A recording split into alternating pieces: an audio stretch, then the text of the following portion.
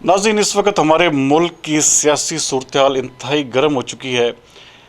Opposition जो है वो अपने मतलूबा नंबर्स ना सिर्फ पूरे कर चुकी है बल्कि अपनी मतलूबा तादाद से भी ज़्यादा वोट हासिल करने में कामयाब हो चुकी है MQM के ऐलान के बाद। आज काफ़ी ज़्यादा अफ़वाहें थी कि मुल्क में शायद इमरजेंसी लग जाए या वज़ीर-ए-आज़म, जैसे कि उन्होंने कहा कि पहले प्रेस रिलीज़ जारी हुई कि वज़ीर-ए-आज़म आज शाम कौम से ख़िताब करेंगे। लेकिन कुछ ही देर पहले वज़ीर-ए-आज़म का जो कौम से ख़िताब था वो मौख़र हो गया है। इसकी बाकायदा तस्दीक फैसल जवेद जो सेनेटर है उन्होंने कर दी है। उन्होंने कहा कि किसी भी किस्म की इमरजेंसी या किसी भी किस्म का कोई और ऐसा हम गैर जमहूरी इक़दाम नहीं उठाएँगे। लेकिन दूसरी जानब वो कन्फर्म है, अभी तक वो कह रहे हैं कि हम जो है ये अदम एतमाद की सूरत-ए-हाल जो है ना, अपोजिशन के तमाम तर जो टैक्टिक्स हैं, तमाम तर जो हरबे हैं, उनको ना सिर्फ नाकाम बनाएंगे बल्कि इस अदम एतमाद की सूरत-ए-हाल से भी बासानी निकल जाएंगे। साथ में उन्होंने एक और चीज़ खबरदार कर दी है कि वज़ीर ये सुन रहे हैं अभी तक कि जी उस दिन पार्लियामेंट हाउस के बाहर ना लाखों लोगों का फिर मजमा इकट्ठा किया जाएगा। नाज़रीन, ये सूरत-ए-हाल इंतहाई ख़राब हालात की तरफ जा रही है। इस वक्त तक अपोजिशन जो है वो बिल्कुल अपने मतलूबा जो नंबर्स उनके थे वो ना सिर्फ पूरे कर चुकी है बल्कि उन्होंने वाज़े तौर पर भी कहा है कि अगर कोई भी गैर जमहूरी इक़दाम उठाया गया तो उसका जो है ना खमियाजा हम इंशाअल्लाह ताला इमरान खान और PTI हुकूमत को भुगतना पड़ेगा।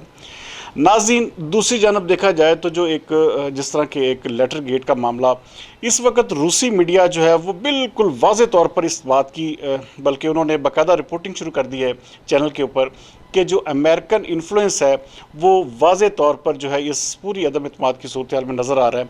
अब ये ख़त कोई ढकी छुपी बात नहीं रही और उसमें वाज़े तौर पर यह कहा जा रहा है कि ये अमेरिकन जो इन्फ्लुएंस है उसको अगर उन्होंने कम होता देख कर इमरान खान साहब को एक धमकी दी है। नाज़रीन, ये सूरत-ए-हाल कहाँ पर जाती है? मेरा एक ज़ाती तौर पर तज़िया, ज़ाती तौर पर एक मशवरा ये है कि इमरान खान साहब को अगर अपनी एक बिल्कुल सियासी साख बचानी है तो मेरे ख़्याल में उन्हें, मेरे ज़ाती तज़िये के मुताबिक, उनको ये जो असम्बलीज़ हैं इनको डिज़ोल्व कर देना चाहिए और फ़ौरी तौर पर नए इलेक्शन की जानिब जाना चाहिए, क्योंकि नए इलेक्शंस ही वाहद इस सारी सूरत-ए-हाल का हल है।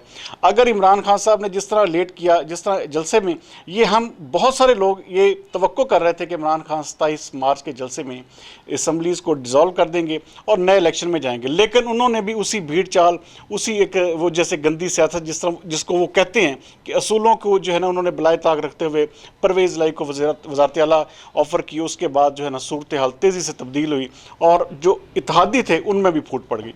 नाज़रीन, इस मुल्क में इस वक्त इतना गहरा, इतना संगीन डेडलॉक आज तक पाकिस्तानी तारीख़ में ये बहुत अरसे के बाद आया है। इसलिए मेरे ख़्याल में ज़ाती तौर पर इमरान खान साहब को फ़ौरी तौर पर ये असम्बलीज़, ये नेशनल पूरे का पूरा जो सेटअप है इसको डिज़ोल्व करके नए इलेक्शन की तरफ जाना चाहिए। लेकिन शायद फिर ये ना हो कि इमरान खान साहब देर हो जाए और आप अदम एतमाद जो है मुकम्मल तौर पर इसमें हार जाएं और अपोजिशन जो है इस दोबारा इक़्तिदार संभाल ले।